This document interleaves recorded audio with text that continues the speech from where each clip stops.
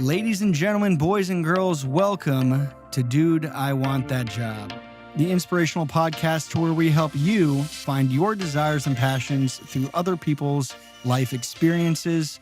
My name is Kyle Kindle, and today I am joined with Uncle Dale himself. What's up, brother? What's up, man? Not a whole lot. What's up, brother? What's up, brother? Not a whole lot, man. Just really excited to get you on the pod. It's been long overdue between your busy calendar, my busy calendar, and just juggling family life, man. Yeah, it's I stay busy, man. I got a lot going on. So, like you said, I know we talked about this before, but 2 podcasts. We're not filming at the moment for the TV show that we're on, Outdaughtered, but that may be coming back around. I don't know. And so between that chasing kids around, sports, being a partial owner of a I'm director of sales in a oil and gas business, so that's a grind as it is, man. So like my time on like during the day, I'm on my phone all the time, Instagram, and then trying to line up people for podcasts, trying to think of ideas, trying to just like I'm always like I didn't have this creative side of my body until I started my first podcast. Yeah. And then I realized, shit, I'm actually kind of creative. Yeah. And like, dude, the juice, the juices just start flowing, dude. I'm like thinking stuff. Like I have my guys that work with us, and I'm like sending them ideas. Hey, I got an idea. Boom, write this down. So I'm just trying to balance, I love that. And so, with that, like, I'd love to know, like, what does your routine look like, given, like you said, you have 2 podcasts. One's obviously on hold right now, but you have the Happily Ever Banter podcast. Go check it out. And you're a partial owner of Lance Rental. You're doing really well on Instagram, and I know you're dropping merch soon and things of that. So, like, how do you, and obviously, like we said, running a family, dude, how do you manage all of that? Man, I don't know. I've always been the one I don't like to sit still. So for me, I mean, we get a lot of family time in. I'm always with my family. I don't do like guys' night to drink. I just never was that kind of guy. Yeah. But like I like being with my family, but also like since I've started this podcast stuff, like keeping busy with that and trying to find the next little thing. I grew up kind of a, small town, Louisiana. Didn't have much. I was a hustler, man. I was always like doing something to make money. So I'm always thinking about something like, the podcast stuff, the money's not there yet. We get some sponsors and we do some stuff here and there. It's more of like a labor of love. It's just fun to do. But consistency is a big key. So we've been doing it over and over and over every week. So I'm like, okay, soon something will pop off. We'll have something. So, but managing my time, dude, I live off freaking Adderall sometimes and nicotine and the gym. I get my gym time in every day. I do all that. So where do you go to the gym? CrossFit Chemo. Okay, very nice. Shameless plug. Yep, shameless plug. No, that's great. So yeah, I kind of want to go backtrack a little bit. You mentioned how you're from Louisiana. Do you kind of mind going into detail a little about where you're from, what your parents were like, how many siblings you got? Just a little backstory. Yeah, so I'm from my friends will be pissed. I'm from Westlake, Louisiana, just north of Lake Charles, small town, 6,000 people. I grew up there, man. I grew up in a trailer out in the woods, bro. Like, I did. I grew up, my mom and dad split when I was like 5. So, like, it was just, mom was working, grandparents were always with us. Kind of one of those things where you kind of grow up early. You like cooking for yourself, doing things like that. So I kind of always I was always older. I was always an immature kid, but I was very mature for my age, though. I was really thinking about forward thinking. Yeah, like I wasn't thinking about like down the road, like, oh man, I want to do this. Like I never had goals or plans as a kid. I really didn't go to college. Started working when I was 13, 14 years old with my dad, construction company in the summers, and I just wanted to make money. That's all I wanted to do, to have money. What'd you want to do with that money? Like, what were some of your childish goals? I'm a consumer, bro. Like, I buy stuff. Like, it's stupid. I mean, yeah. No, I dig it. I mean, like shoes. Like, as you get older, your spending habits just become more. And then right now, it's just everything's crazy high. So, what were some of your interests? Like, were you obviously you said you go to the gym. I would assume then you were an athlete. So, like, what sports did you play? Man, I grew up playing baseball, but then about 11 years old, I started playing golf, and then after that, I didn't really play any more sports except for golf. Played golf in high school. played all sports, like, with your buddies and stuff like Sure. that. Loved it. But it wasn't one of those things to where I was athletic. I could play sports, but dude, I just didn't. My graduate, I was 6 foot, 135 pounds. Jeez. So I was a freaking beanpole. Now You I'm were Skeletor, bro. Now I'm 6'2", 205 roughly. Yeah. Little dude, didn't lift weights, didn't do anything. My dad was a bodybuilder. I grew up. I didn't have any interest in the gym until I got early 20s. So, just grew up in a small town, dude. Just I love that. hanging out with your buddies, try not to get in too much trouble. But I was always that kind of worrier Yeah. as a kid. Like, I didn't want to get in trouble. Sure. You were a good kid, but I was a good kid. Yeah. It was mischievous, but it was a good kid. So, small town, you kind of, everybody knows everybody there. Yeah. So you kind of got to watch what you're doing. Either you're going to be a drug head or you're going to be a good kid. I mean, it's really, no in between. there's not. Yeah. And you see that with a lot of like really small towns or like towns in the sticks. Like I know I have family that lives up in like Lake Placid, Florida. And dude, it's so sad to see, right? Because it's like you either go down two different routes. It's like you go down the route of being a heroin addict and you're a seasonal worker doing odd jobs, or you're a tourist and you're a multimillionaire and you have a ski chalet home, right? So there's really no in between. So it's sad to sometimes see just communities like that. So Well, like for me, I've always not a knock on my hometown, but I knew I was always bigger than that. Like I wanted to get out of there. And luckily 8 years ago we moved to Texas. Yeah. That was a great move for our family, for me. Like I was like, I love my friends back home. I love that, but I need to do more. I need to get out of this. And it's been great. But it's like one of those things, you kind of just like, you got to get out. You outgrow it. You outgrow it. You're like, man, I know I should be doing more. I was into the fashion and other stuff, a little different than small town stuff. I like that kind of things to where I was like, stuff I'd wear here, I would never wear back home back in the day, Dude, I was in Louisiana a week and a half ago, bro, and you're right. It's a different style, different pace. Not a bad pace or style. It's different, right? I'm with you. Like when it comes to fashion, like when I was in the military and I lived in California, that was like my first like glimpse of like, hyphy living. There's like, more out there. Yeah, dude, I was like, wow. Because as a kid, watching all these movies and, watching YouTube and stuff, I'm like, bro, like California looks legit. Moved out there and it was everything and more that I thought of. And I was hooked, man. Like, dude, I remember there was time I was getting so ingrained in the Oakland culture and just the California culture to where, and I was saying hella. I was saying like all these words that I never would have heard myself saying, right? And obviously I remember getting called out and I'm like, I can't be doing that. Well, you're just a product of your environment. You are. And so like Louisiana, like Westlake, Louisiana, where I was, is a great place to grow up. But like I said, I wanted more. We're out of there now. Love Texas. Yeah. Love back home. But dude, Texas is like where I felt like we should have been.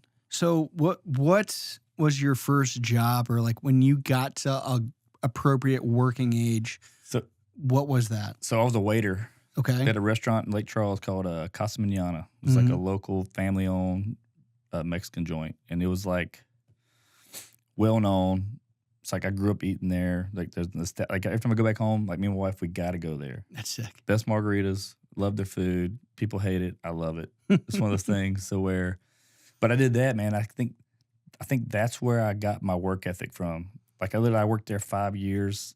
I may have, like, besides my off days, I may have missed like 2 or 3 days of work. You were employee of the month, bro. Dude, I was the golden child there. Yeah. The owners loved me. The original guy that opened it, he was an older gentleman. Mr. Smith was his name. He passed away years ago.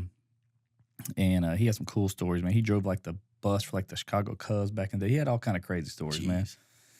But me and him became friends, and he was legally blind. And like I would drive, like dude, literally, I would have like he loved going to like RV shows in Houston. So my off days, they'd have those here. I'd take off or whatever. Me and him, and I would drive him to Houston. Me and him would go walk around the RV show and hang out, and then we'd stop at Cracker Barrel.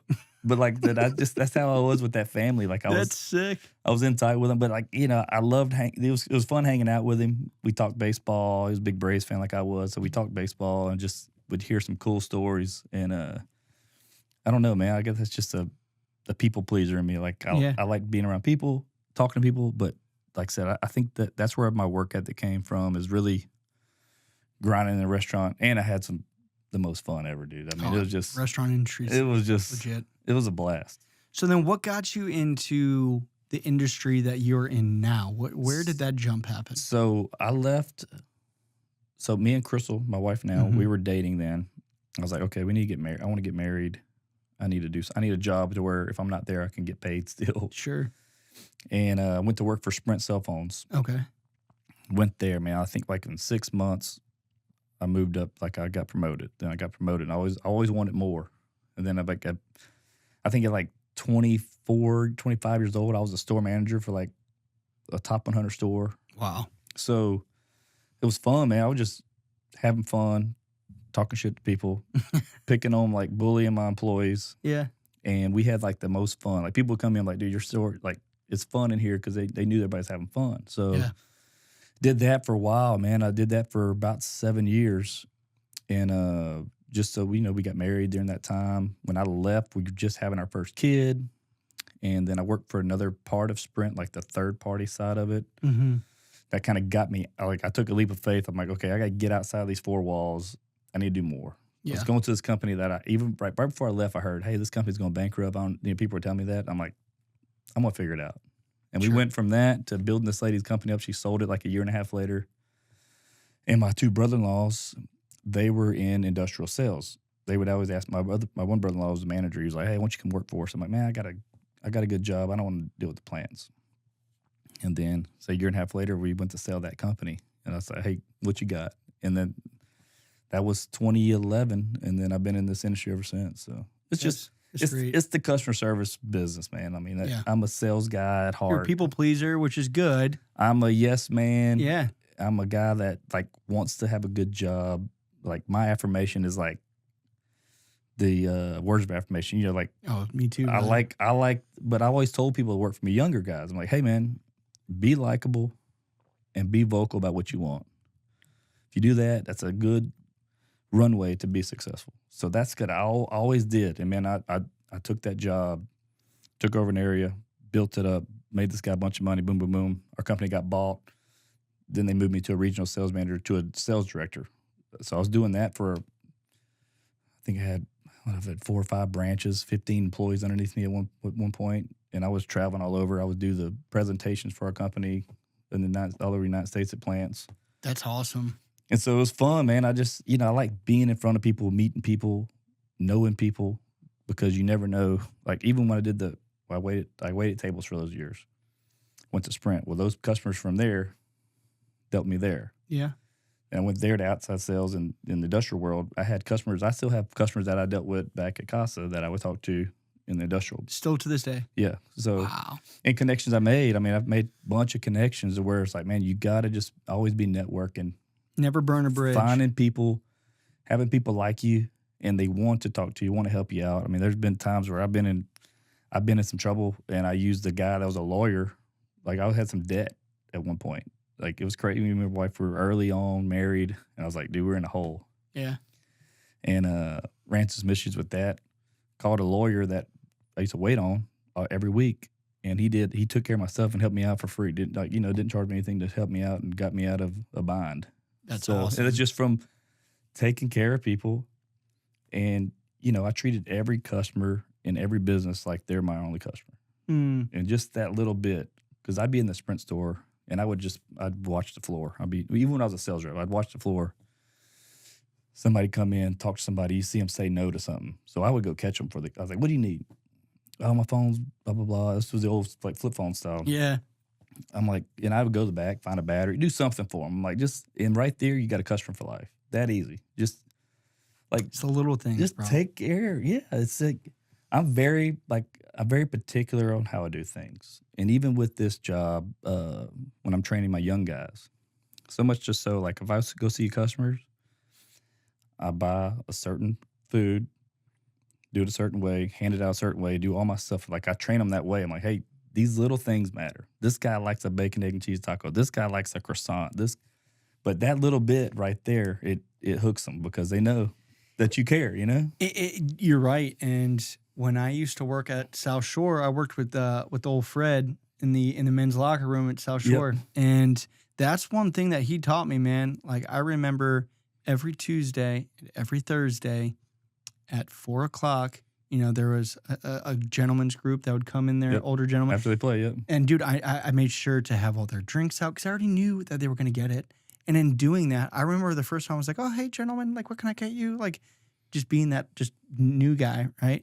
But by the time I was leaving, dude, my tips, man, in that one table alone paid for my whole day. Like, I'd get like a $250 tip amongst the guys, right? And it was because just paying attention to the little things and little showing details. you care, dude. It's showing intention. I had a group of guys I wait on every Friday at Louisiana, and they would sit at a certain table every Friday. We'd hold that table for them, and they always wanted a female to wait on them.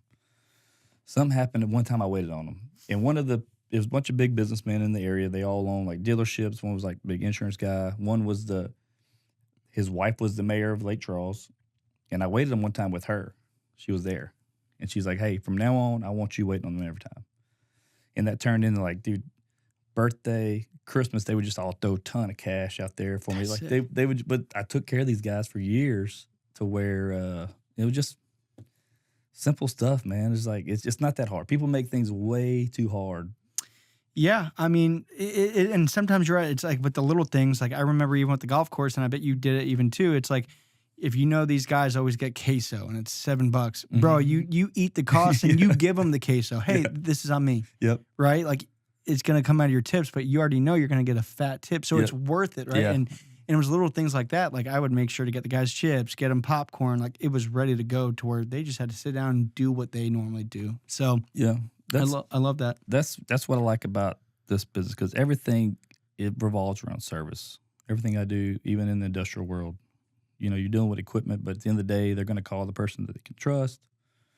I had a guy call me the other day. First, this guy I've had a little issues with, still doing jobs for him, but he called me again. He called me the other day on Friday at 5:00, answered it, boom, took care of his problem. Then he called me the other day like 6:30 in the evening. He's like, man, you know what? You're my favorite sales rep I deal with. I'm like, why is that? He goes, well, you answer the phone every time you answer. I say, well, that's the easy thing, but that's how easy that can be. Yeah. Like right there, he knows that he's going to call me for anything. So it's just simple stuff like that, man. I don't know. It just you got to do the thing that everyone else is doing. I heard it one time from one of my coaches. He said, you always got to make sure that you're swimming in the blue water. Yeah. And I was like, what's the blue water? And he said, dude, there's two, like when you're in a heavily saturated area like Houston, especially in your industry, right? There's either red water or blue water. Red water is shark infested. There's a lot of competition, blood in the water, right?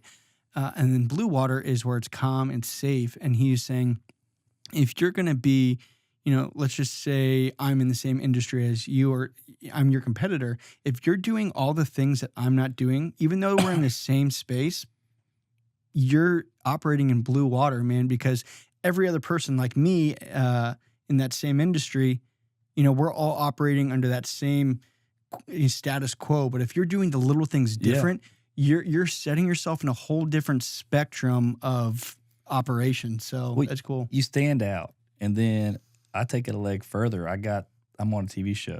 I have a podcast. I go in these plants. People recognize me. Well, right then you're already like, all right, I got this. Or I'll go into a big meeting and somebody's like, oh, you're that guy from TV show. And then do that icebreaker. Everybody. Because I don't lead with it. I don't tell people that. But they've had you don't need to. They've had times where I'm like, I'm throwing the kitchen sink at these people. Then like, I'll tell my sales guys or me, like I'll segue to it somehow. If I got to throw a Hail Mary, I'm going to do it. But right there, that gets them because everybody wants to be kind of close to the action, and I'll get FaceTimes randomly from people. Man, I told my wife I met you today. They didn't believe me. So I was like, dude, it's that simple. Yeah. But then like I know that my competitors don't have that leg up on me. It's that something. Sometimes you got to pull out the bag of tricks, bro. Dude, I am not scared to do it either. No, I don't think you ever should be. I think that's something that you've been very blessed to have the opportunity to do, and why not take advantage of it when you can, right? Going forward, into that conversation, I would love to know how that situation even happened to where you were on Outdaughtered. I know Crystal's sister is the star of the show, but like how did that come about, and what was your reaction when you found out, like, oh my gosh, I'm going to be on a TV show? Yeah, it was crazy.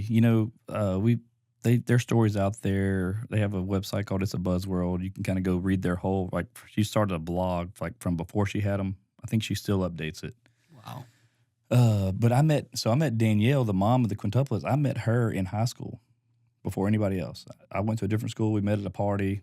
We started hanging out. She dated one of my buddies. We were hanging out. Then that's when I met her sister. Things like that. I mean, I've known Danielle for 24 years probably now. That's crazy. And so we've been friends. But yeah, it was kind of crazy. And then when she got pregnant, the first kid, we all had kids. And then they went to do the same procedure, the IVF or something like that, for their second kid. And then boom, you get hit with quintuplets. Wow. And so then they're in there, and she's on bed rest in the hospital for like a month prior to having them. And then like these TV shows, from what I remember hearing, is like they have APBs out, like, hey, we need families with multiples, families with little people, crazy party people in Florida, whatever it may be. And the guy there, Brad, he was in town. He's the one that started that Life Flight show at the hospital like across the street. I guess he heard about him, called him, blah, blah, blah. The rest is kind of history. But, I mean, we were still living in Lake Charles at the time, and we were driving in every weekend doing stuff. And then, like, they're a few months old, and then I got that promotion, and the CEO wanted me in Houston. So it's like, it was a blessing, man. It was God's plan, like kind of getting us all together. We're a big family. There's 16 of us when we're together. There's 3 brother-in-laws, 3 sisters, and 10 kids. It's epic. 8 girls and 2 boys. So it's a lot, So, yeah, like, it was part of the whole big plan. It wasn't by accident, It's kind of how everything just kind of works its way together. What happened if we didn't sell that company? I stayed with them and we did something else. Didn't start working with them, and then we get bought by another company. Then all these things kind of manifest that you just can't. There's no explanation for it, No, man, and nothing's by accident, and it's cool to see now, right? Like, you look back at it all, and you're like, man, everything happened for a purpose, for a reason, and that's crazy. It's funny because I actually almost was on a TV show as well. Really? Yeah, when we were growing up. Cheaters? Nah. No. We were almost on what was it? It was the nanny show. The nanny, like the UK nanny that would She come to their house? Okay. So we used to watch that show a lot, man. And my brother, we were all fighting one night as a family, and my brother was like, at the end they had like if you think that your family needs help, call now. Dude, my brother called now and filled out the application. Mind you, he's like 14. Filled out the application. We had a talent, manager, agent come by. They did like they had a producer come. They did like an analysis on our family. Like, they kind of watched us all live like a day in the life. Like, is this family really crazy? My family was not like their best behavior, right? Man. Like, so and I kind of wish like I was like that crazy kid punching holes in the wall. Be disruptive, man. Oh, dude. But yeah, I mean that would have been a really cool experience. But what are some of the downsides of being on TV? I mean, for me, none. I mean, you're right. Yeah, we're not the main attraction. Sure, we're the support cast of the family. It was pitched as a family show. I kind of made me being my goofy self and like saying off the wall stuff that they would catch, and just being myself. That's what kind of got like me and my wife noticed more to like, oh, they want to see what Uncle Dale and Kiki have to say because Dale's a dumb uncle, Kiki's kind of kooky, So it's one of those things where we did that, and for us, man, it's been great. I mean, like I said, I've been taking, like, that's why I started the podcast the first time. Like, okay, hey, the show's done per contract. I want to do something with our platform. I love podcasts. I'm gonna figure it out and did it. And so, for us, for them, I'm sure they got their downside to it. I mean, it is a lot of work. The crazy thing is sometimes you'll film 6-8 hour day of filming, and then you watch the episode, and it's like a 30-second clip. It's crazy. So it's a lot of work for that little piece, but man, we get paid for it. I mean, like, hell, you get paid to hang out with your family. That's what I tell people. I was like, dude, we love being together. So do the kids get paid too? Like, how does that work? I don't know. You don't know? I don't know. Like, even for us, like, me and my wife, we're on contract, but like it's not per the kids Sure. don't. Our kids are in it, but they're not like. Yeah. So I don't know how that would be like. They're the. Well, I meant like I'm saying like Yeah. you're on the show. Like I didn't know if like for credit purpose, like if they had to. or No, no. they don't. It's not like that. No, It's interesting. Yeah, 'cause we just finished I think it was the 10th season. Just finished earlier this year. It's crazy. So we took a little break right during COVID, and then they came back. We did two seasons, and so it's been fun, man. Like I said, I tell people, it's like, dude, you got to just ride the ride. I mean, it's one of those things where we never would have thought in a million years. I mean, I had buddies that call me like, dude, of all the people I know, your dumb ass would be on TV. You would be that. I was like, dude, I love it. Like, I'll eat it up.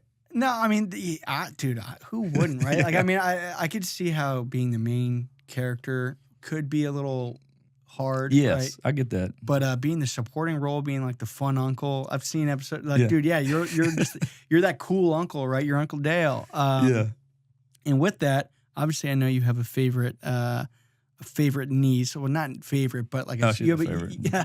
I tell all other ones, I'm like, dude, y'all are fighting for second place right now. So Now, what about her do you like just absolutely love? you know, it wasn't until like I guess when they were getting a little older, months to a year older, I guess something like that, and even past that, even now, we were looking at that. Adam's like, dude, there's like a kinship between me and her, but I went to the NICU one time and I held one kid at the NICU, and it was Hazel. Mm. So it was crazy. Like, that was one I held there. And then ever since then, like, dude, we were like, Just homies. yeah, like I said, when we see them all, they all run up, give you hugs. They're super sweet girls. Have a good time. Dust settles, Hazel's right there. Me and her doing stuff, playing with Snapchat, doing anything. Like, she's just like, we kind of have that bond. Yeah. And so it was never ever anything forced. People would see it on TV, and then somebody started the Dazel, #Dazel. That's funny. And so that, like, dude, that's all like Twitter and like Instagram. Like, I tag a picture of me and her, it's always Dazel. Like, people eat that shit up. And so, That's so awesome. but it wasn't like something fabricated, like, oh, hey, you need to have a favorite kid. And it was nothing like that. And, I like to joke around that, you shouldn't have favorites, but I got a favorite. I mean, Sure. It is, It's not your kids, right? So Yeah. you can have that favorite. No, I think that's fantastic. And another thing I really wanted to talk more about is, your Happily Ever Banter podcast. So you said that you wanted to use your platform, in a way that you could help other people or just share humor. And I know your wife, Crystal, or Kiki, and you have that podcast. What can you, for the people who don't know it, can you kind of explain a little bit about what it is? Yeah, so Happily Ever Banter, like, I had this other podcast for a while, Dale Not Dale. We had it for about a year and a half. And I was always like, man, me and Crystal should do one because she's fun. She's funny without trying to be funny, which is really good. She's awesome. And then me and her really talk a lot of shit. Mm-hmm. So whenever I was like, I told her, I said, hey, maybe we should do a podcast. She's like, oh, okay. She's like, I'll be down. And so I was like, dude, I remember one night I stayed up one night and I just wrote out guest ideas, sponsor ideas for topics. I just couldn't go to sleep one night. I wrote it all. I mean, it's long in my notes. And then I was like, okay, I'm not doing anything until I get a name. If I don't get a name, we're not doing it. And it's got to be something. One, there's like 4 million podcasts out there, or probably more than that, obviously. But 5 million. You type in a name, and it's taken. And so my guy Vito, that's in Canada, I was saying about I have my art guy. I texted him, he's very creative. I said, hey, I got an idea for a podcast with my wife. He's like, do it. I'm like, okay, I need a name. Like, we've been married a long time, talk a lot of shit, we have fun, we love each other, blah, blah, blah. And then he sent me back like 4 or 5 names, and one of them was Happily Ever Banter. I'm like, dude, it's sick. That's it. It's set. Then he did the artwork for it. I'm like, all right, boom. I said, all right, we got a name. We worked, like, I'm always, even in my business, I work in silence, man. I don't post a lot of stuff. I don't put stuff out there until I do it. So nobody even knew we were doing this, like, except for me and her. So I did all the back channels. I did all the artwork. I had Magnus, who you just met, take our pictures, do all their stuff. And then, boom, we just blast out there one day. Hey, we got a podcast coming out. And everybody's like, oh, it was like, even like our family, like, oh, I didn't know you were doing this. But I was like, yeah, because I don't want to talk about stuff until I do it. Sure. And so I was like, man, it'd be fun. Me and her could have our own stuff, talk, bring on other couples, bring on celebrity couples, friend couples, whoever, just to kind of talk about life, marriage, kind of everything. And then we've been doing it. I think the Thursday will be episode 33. So we started like February 1st, I think it was.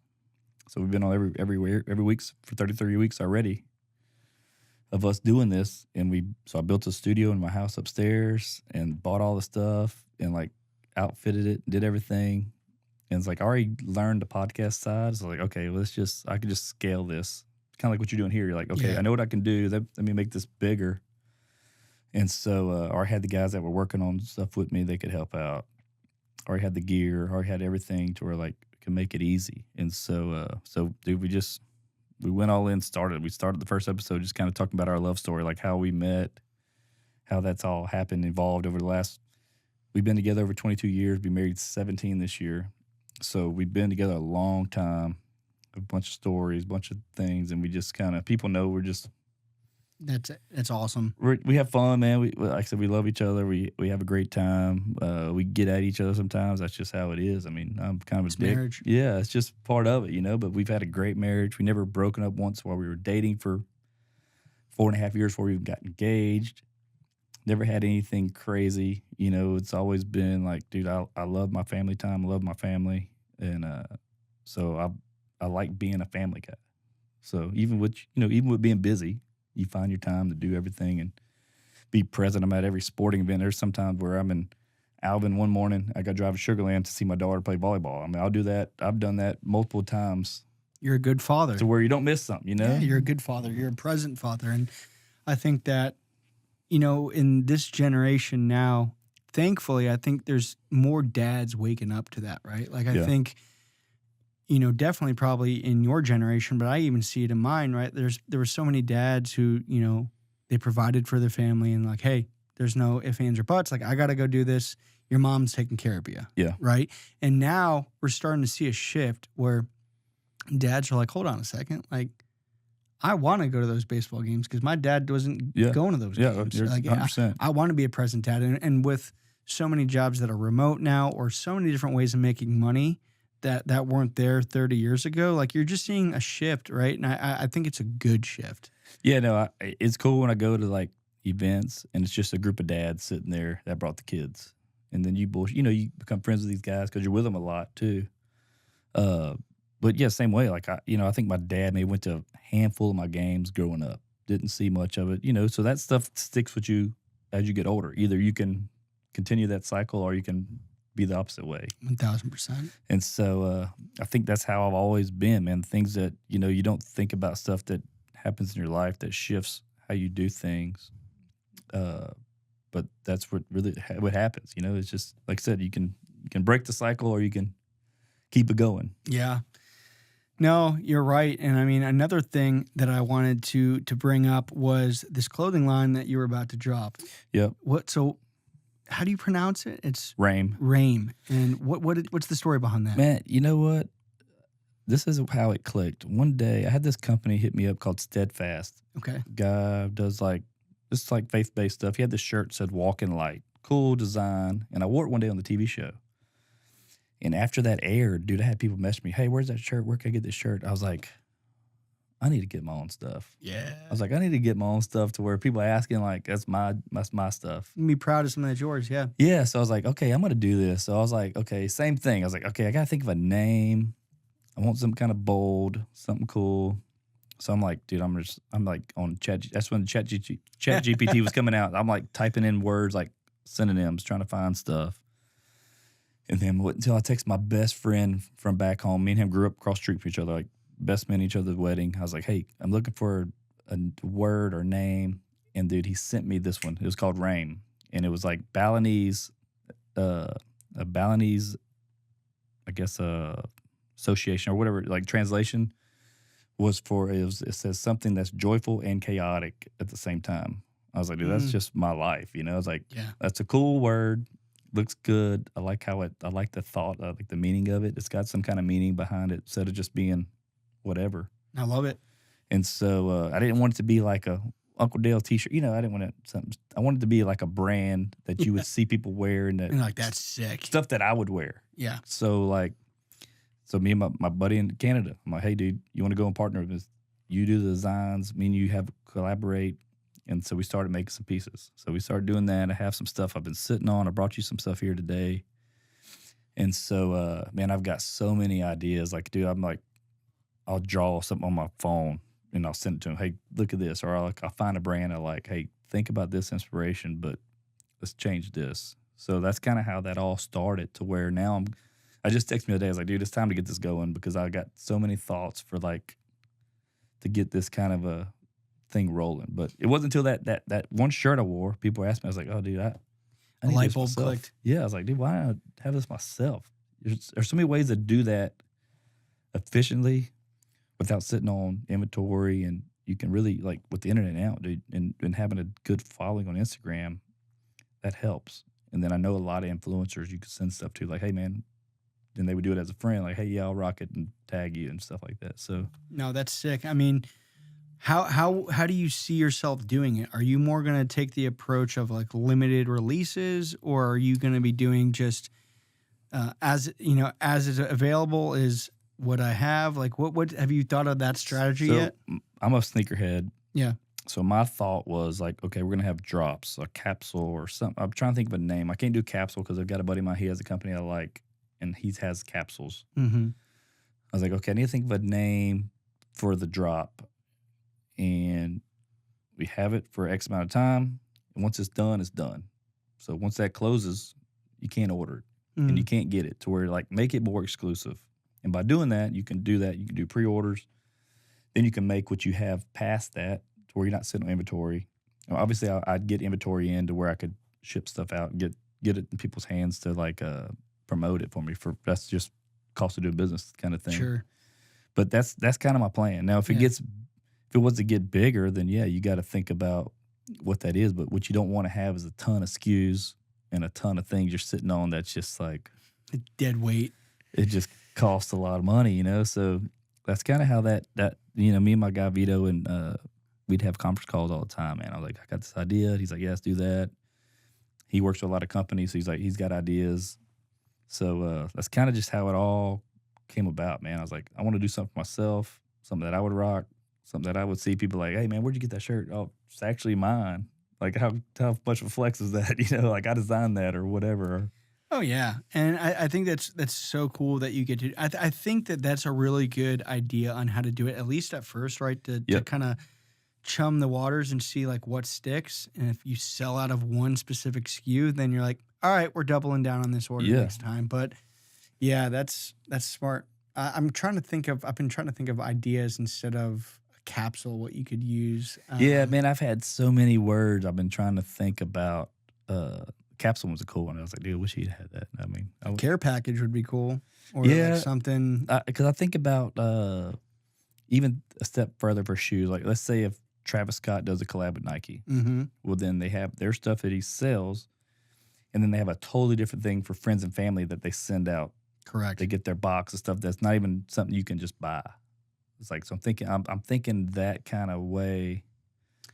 Yeah. Where you're only a part of a little bit of more exclusive group that gets X, and then somebody could buy this, you know? Well, that's what Gary Vee did, right? I mean, Gary Vee, like with his V friends, he was super big on that.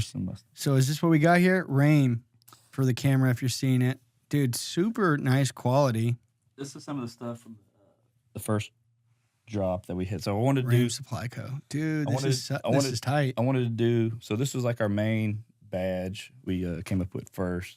It's called Embrace the Chaos, because so they got that shirt. Bro, I'm gonna be rocking this for sure. And then he came up with this design, and the only thing I tweaked, I said add a gold tooth to the skull.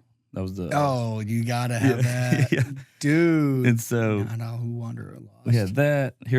This is my DIWTJ Podcast t-shirt for you. Yeah, well, dude, I wanted to talk about this shirt too, because I see that you have. Is this like an exclusive piece right here, or what? Yeah, oh yeah, for team members only kind of thing. One of one. I love that. So then we had then we made a hoodie. So this is the RAME, and then the back says joyful and chaotic. But he's like, man, I was trying to rack my brain about the coconut, so I did the skulls, and so this was all part of like the first little drop we would have with the hat. This is super, super exclusive, bro. Not even hit the press yet. Nobody's got that except for me, Vaughn, and Magnus. Man, I appreciate that, bro. Yeah, this is This is super sick. And when you do, I'm definitely gonna be rocking some pictures and shooting these in the studio with this stuff for you. Yeah, I'm hoping once we get like, for me, like once we get once we get some ideas in, I got a few ideas, then we'll come do some good photos and stuff like that to make to make some, because I've already got a few people in mind I had to do some modeling for it. And so, but yeah, man, it's been fun. It's been fun. Like I got so many things in my mind. This has been, Is this a passion project that you think might take the main project? Like, do you see like this being kind of something that you're like actually low key, like deep down passionate about? I mean, dude, I mean, you know, even like the podcast, my first podcast, I mean, dude, I'm hoping this thing would pop off and turn into something. Man, we've had some big guests on there. We've had Bregman, we've had Austin Eckler from NFL, we've had.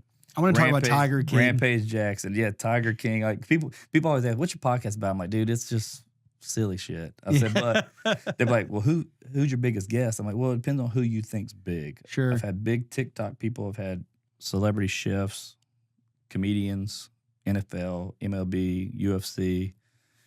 And then I'll just say, I always throw out Tiger King now. Because everybody knows Tiger King. They're like, how the heck? I was like, dude, that was total random. And they hit me up to do it. How crazy. Yeah. What was your response when you saw that DM? Was it a DM or it was a DM? It was a DM from Joe Exotic. I was like, so years ago during COVID, dude, I was doing like these TikTok dances. And I did that Carol Baskin, and I was dressed like Tiger King. I'm going to put that video. And I was Tiger King one year I was Tiger King that year for Halloween. It was actually on the show. I wore my Tiger King outfit. And I did the dance, and I had on there, you know, hashtag Free Joe Exotic. I guess that's how they found it, because it was like a, you know, when you look up a hashtag, like the most liked stuff is up there.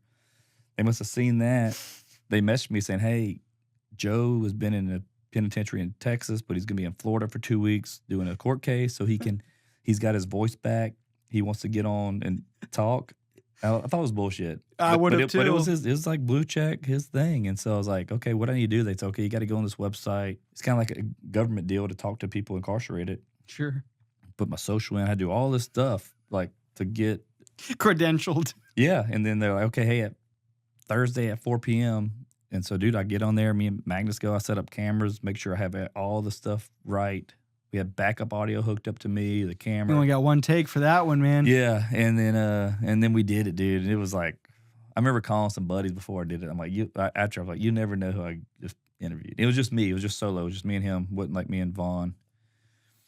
And yeah. So when that came out, it was just. So how much banter went on before you press record with him? Any, or it was like, hey Joe, ready record? It was I was like, because he probably have a ton of time. Yeah. But I mean, literally, he started, hey, Dale, and it was wild. I mean, it just. What would you think of him? Super nice, personable guy. Yeah. Like, I think I'm one of his husbands now. I think if we're married. You send him little care packages? Yeah. I sent him a RAME shirt. Did you really? Nipples cut out. No. You need to. I need to. Bro. If he rocked that in jail. Bro. He would get so much ass. Dude, but yeah, it was very surreal because Joe Exotic was like the king of COVID. I mean, that. Yeah. And then, just talking to him, and like, he was super nice guy, really personable, really feels like he had a lot of wrongdoing against him, which, you can be the judge of that. People are like, I can't believe you had him on the show. I'm like, dude, get over it. Like, it's a show. I'm not like choosing sides or what. I'm not saying he did anything or didn't do wrong or whatever. That's not. I was a moderator, bro. I'm not judge. He just wanted to get his voice out there. Yeah. And so, but I was like, why not take the chance to talk to the guy for some clout? I mean, if anything, it's just a cool thing to say that I interviewed Tiger King in prison. 1,000%. Dude, I would have taken 100% complete advantage of that. Yeah. Who would you say is another one of your favorite guests that you've had? How was Rampage? I bet Rampage. Dude, Cool. Rampage was our first pod. Like, so when we started this, Vaughn's like, we need to keep this kind of like PG-13. Sure. Just because of, I was like, yeah, I get it. For my following is from monetization. My podcast, my following is a lot of from TLC fans. Mm-hmm. So I got that, and he was the first one where I had to edit anything out because he went full rampage, full rampage from the jump. I mean, he started talking about threesomes and all this stuff first out the jump, And then he was the first one who had it. Like, so after that, like, I kind of like, okay, we're going to let this fly a little more. Like, I'm going to be like myself, like I am, but I'm going to let it, like, I'm not going to drop F-bombs just to drop them, or, you know, what going to be derogatory or grotesque just to do it. But I was like, let's push the envelope on the little things just to, you know, it's good for content. 1000%. But he was cool. Probably one of my favorites when we did, they have a guy named Fit to Serve. He goes by Evan Schlaughter. Okay. He's blown up on like the CrossFit pickleball, like making comedy videos. He was super fun. And then dude, we had Donnie Baker on before he passed away. You know, Donnie Baker? Wow. State law. Yeah. You know, I messaged, like, dude, I've had really good luck just sending people messages. And they're like, yeah, I'll do it. Like Rampage, I sent him a message. The next morning, he replied, hey, yeah, I'll do it. Can we talk about my energy drink? So I ordered some energy drinks from his new one on Amazon. Next day, I sent it to him. Said, hey, I got them in. And then we had it set up. And a lot of these you're doing virtual, I would assume? Some of those guys, yeah, obviously. Yeah, you can't. I mean, he was in LA. Yeah, we don't have that kind of budget. You don't have that budget yet. But I did reshare. So we did one of the reels where I'm like asking Rampage. He's like, yeah, I'm trying to get my fight in shape. I'm like, what you weigh right now? And he's like, mind your business, mother. You know, that's what he told me. He's like, I'm sitting at 265. I want to get back to 205, but my personal trainer said I can't do it. He hurt my feelings, you know. But I reshared that recently. He started following me after that. He's like, man, next time we do it, I want to do it in person. So I was like, that's cool. That was cool. That's one you fly out for, right? Like you go to LA. 100%. Yeah, I'll come to you, brother. Then I'll make him like punch Fawn. Nah, you gotta make him punch Magnus just for the content, and he has to be in his shirt. You guys need to see this shirt that they made Magnus. What does it say again? It's like it says "Bring it up, Magnus." Yeah, the running joke when we started, because he's behind the camera.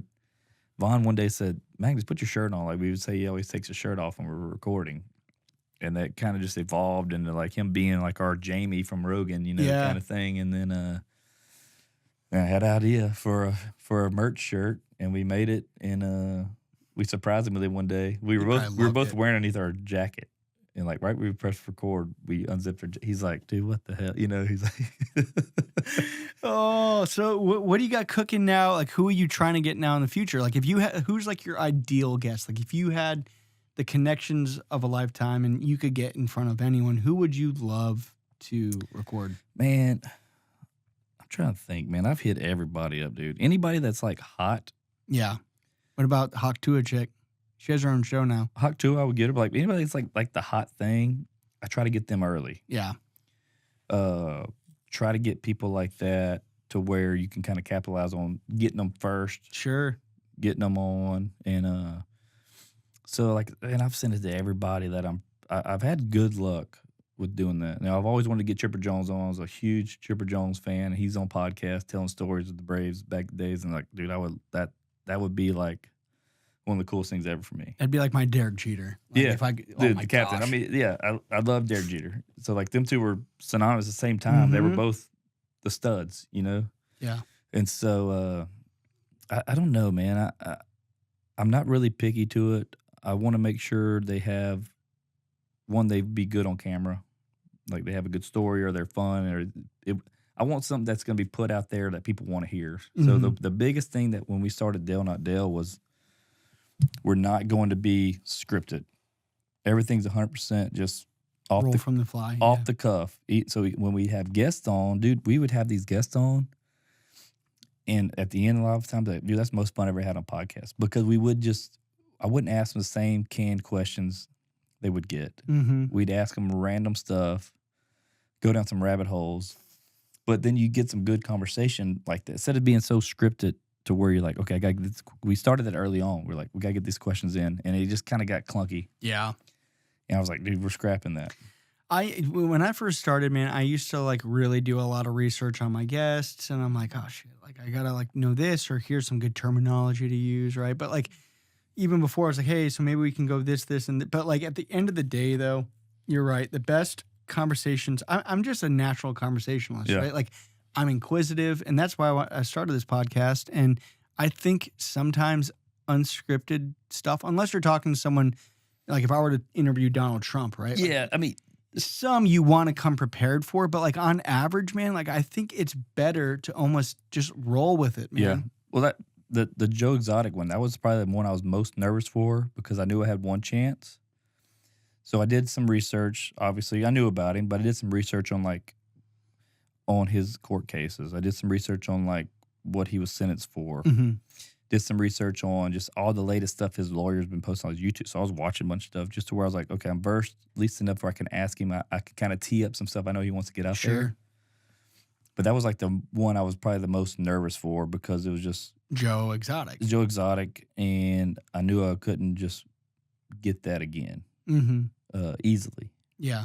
So, but I mean, other than that, it's just been dude, I know about most of the guests I'm getting, I know about them already. Mm-hmm. So I know there's some stuff I want to ask just so I can find out. Yeah. Or talk about an old story just to hear them say it and maybe ask them something dumb with that to see them elaborate more. But it's just been more of that's why I love podcasts. I just ride around, listen to podcasts all day. People just talking.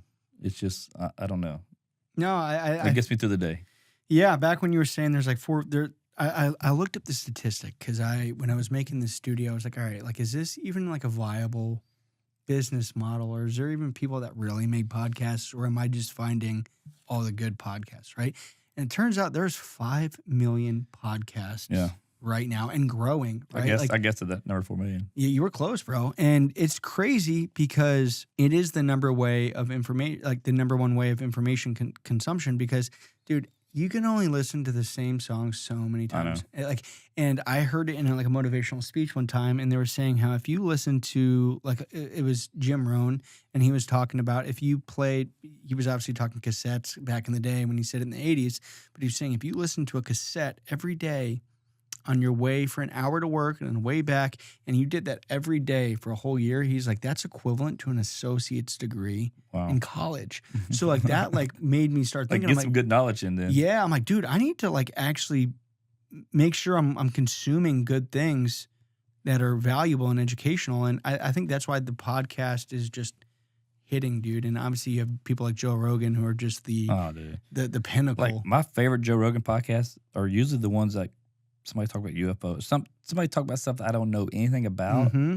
Dude, one of my favorite episodes, we had that beekeeper on from Austin. Yeah. That was awesome because you learned a lot about that world and things you just never knew you need to know this knowledge, but there's some fun facts you. Yeah, I mean, don't get me wrong. I'm a big fan of the Alex Jones ones, ones that are out of here, or what was his name? The UFO guy.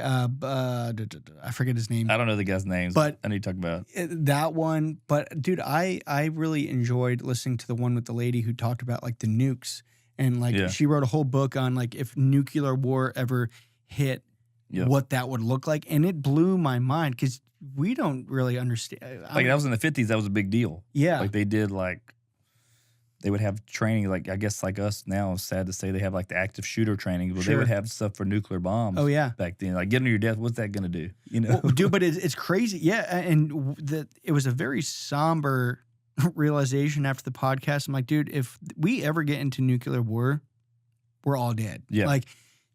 And if you did survive, it would be one of the worst. You wouldn't survive. You wouldn't want to. No, dude.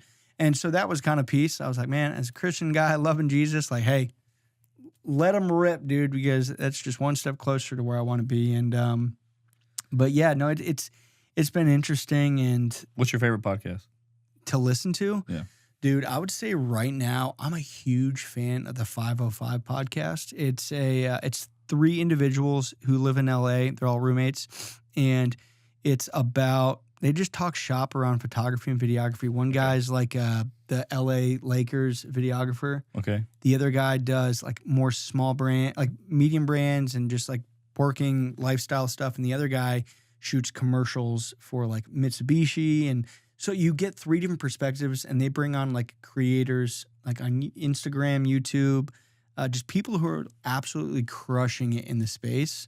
They just bring them on and talk shop. And it's just really cool to hear just their perspective, because one of their guys, he's crushing it on Instagram right now, and they get him on there and he talks through his routine, how he does his shot development, like what gets him in the zone. So it's just always cool to hear that perspective. But I like that one. I have listened to a couple of Dale Not Dale podcast episodes, and dude, I'm trying to expand my podcast. See, I have a list of them I go through. Do you like the Alex Huberman one? Man, he's too much for me, I'll be honest. It's too much. Yeah. It's too smart. Yeah. I do like listening to smart. Now, I did have one guy on a podcast that was really Thomas DeLauer. You ever heard of him? No, I haven't. Fitness guy, super smart. He gets geeky into this stuff. Dude's ripped up. He's really cool. I like his stuff. I had him on our podcast. That was really cool. But like my favorite podcast is Bustin' with the Boys. I've never heard that one. So Taylor Lewan, Will Compton, they're ex-NFL guys. Okay. They're in the RV, like the... Yes. Yeah. They got picked up by Barstool. Like, dude, that's my favorite every Tuesday morning. Like, Tuesdays, I'm listening to their podcast. Then I like Bad Friends with Bobby Lee and Andrew Santino. Like, I listen to a lot of comedy stuff. I do listen to the Joe Rogan weekly whenever they, like, guest that I want to listen to. But there's a few of them that I listen to. But Bustin' with the Boys has probably been my favorite just because it's just like, dude, they're funny. They talk shit. They talk about football and sports and current stuff. And they do, I listen to a bunch of them to where like I kind of bite those things off to where you know them. Like when we start, like Good Ranchers is our big sponsor for Dale Not Dale. Mm-hmm. So they have Twisted Tea, and they have their twisted question of the day or whatever. So I started with the Good Ranchers thing. I was trying to think of something, and it clicked one day. I was like, okay, what's your beef? So people would come on and be like, hey, what's your beef? And they're like, what do you mean? I'm like, anything. And it would spark some crazy conversation. If they were like, we had our friend that's a esthetician, or not esthetician, she's like a doctor, and she does like Botox and weight loss stuff. And, med spa type stuff. Yeah, and she's like, well, I hate when people come in and they get wronged by these other doctors, don't know what they're doing. You know, it's always it's all over. It could be traffic, it could be anything, but that's sick. It's just an easy thing, and we make that little reel. We had a banner that said, "What's your beef?" Sponsored by Good Ranchers, like on the reel. But just an easy way for brand recognition. One totally. And it's just something you could ask. It's a good hook too, right? Yeah. Like I think it's a solid hook from a content perspective. I see a couple shows doing like do you know Andy Frisella? Owns First Form Fitness. Yes. Started the Hard 75. Yep. He has the Real AF podcast. That's probably one of my favorites too, but I have to take that one in doses because like, dude, sometimes he talks like truth, right? Real truth, but sometimes, a lot of it's around the government, conspiracies, just things that are actually happening in the world. And I love being informed with all that stuff, but sometimes it's so much to where I'm like, dude, like I get in a weird headspace after it. I could see that. Mine are always pretty lighthearted. Yeah. Just 'cause I like to laugh and just kind of, and I do listen to some where I want to learn something, but it's more of just the beauty of so many podcasts out there. Everybody's got a different palette. And so even ours, like the Dale Not Dale thing, when we did, it was just fun. We had fun guests on. We would just cut up, and like people were like, we'd get messages people like, hey man, I love this for my drive to work. Just hear you guys talk nonsense. I was like, that's awesome. Like even when we took a break a couple months ago, and I was like, okay, we need to take a break. Vaughn had a bunch of personal stuff going on. It got to where it was just more work than fun. But I put a post out saying, hey, we're taking a hiatus, and like I didn't know where we're gonna go from that. And dude, the engagement we had and the people asking and like the comments on it and people like, oh man, I'm gonna miss the show. Can't wait till y'all come back. Like that made me fired up to want to do it again. Yeah. If we wouldn't have had that, I'd probably like, all right, maybe this wasn't it. We're gonna just squash it. It was a good point in our life. Got confirmation though. Yeah. So I was like, okay, we got people that listen to it. I was like, okay, hey, so when we do come back, my biggest thing is like, okay, we're gonna have these call to actions. Like, hey man, if you like our stuff, make sure you're following us on everything. Comment, like do these things that help us out. It helps to see these. I don't look at analytics much, but I still look at them. I see the ebbs and flows of it, how many downloads, and we've had a bunch of downloads. Man, we had a good following, so it's coming back, man. It's gonna come back. There's gonna be a revitalization. I mean, I got a dang tattoo on my leg, dude. Yeah, bro. That's dedication to say the least. I love that. Well. Dude, I think that this has been a great time. I appreciate you coming on the show and kind of just sharing your story. I think it's really cool to have you as a friend in the area and just to hear your story is very fascinating. Yeah. Just to kind of hear how you can go from where you started to where you are. And, with that, and do you have any lasting remarks, or like what's some things people can look for in the future other than RAME coming out soon? What else you got going on? Man, I'm hoping to get this launched soon. Make sure to check out Happily Ever Banter. It's a fun podcast. It's especially if we're raw in it. Like I said this multiple times. It's kind of like me and Crystal's like therapy. Like we talk more real to each other on there than sometimes we do. Instead of having, it's hard to have intentional conversation with your spouse, I feel, when you're in the day-to-day grind. Think of it. So when we sit down there and we talk for an hour and a half, whatever it is, we can really talk about some stuff. I mean, we talk about sex to everything. Crystal says whatever, Yeah. So that's fun. Hoping Dale Not Dale, we do have a plan for it to come back. I don't have a date yet, but I have some ideas for how we're going to roll that back out. And so I'm excited about that. But I did do a deep dive on you. I wanted to ask you about something. What's up? So I wanted to ask you about K Killa, your rapper, your freestyling from back in the day. Bro, how'd you hear that? Dude, I'm good. This man, you're like, what's his name? Have you seen Dude, K Killa, bro. Dude, I wanna hear- Oh my goodness. We're hoping for a freestyle today or something. Man, I'm feeling like you talked to my sister-in-law about that one or something, bro. That's some deep stuff. Yeah, man. Okay, so is there any content out there I can find? dude, I have a song I could probably send you. Okay. I know I have it somewhere. Yeah, K Killa. Okay. Hey, so full disclosure, I was on it was around 2:00 today. I text Maria. Yeah. I was my like, sister-in-law. I said, "Hey Maria, I'm going to podcast with Kyle." I said, "I need something. You got something funny inside, something I can bust Kyle with." She's like, "Oh, this is good. Let me think about it." Then she texted me back with that like an hour later.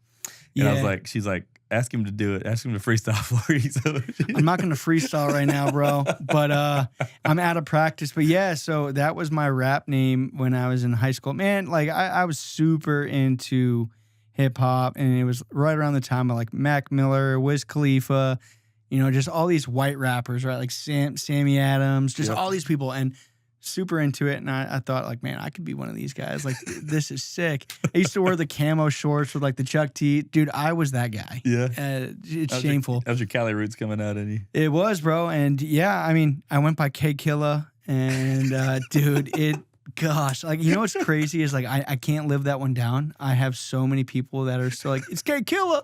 Like, my brother calls me K Killa still. K Killa on the track. Yeah, dude. And yeah, I'll send you a song. I'm glad she told me that. 'Cause I'm glad you were surprised with that one. Dude, you shook me with that. Yeah.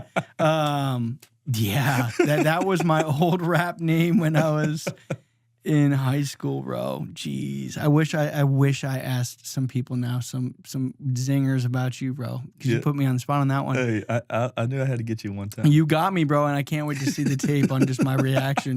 You're like, I'm like, yo, how does this guy know this about me, too? That was a good one, bro.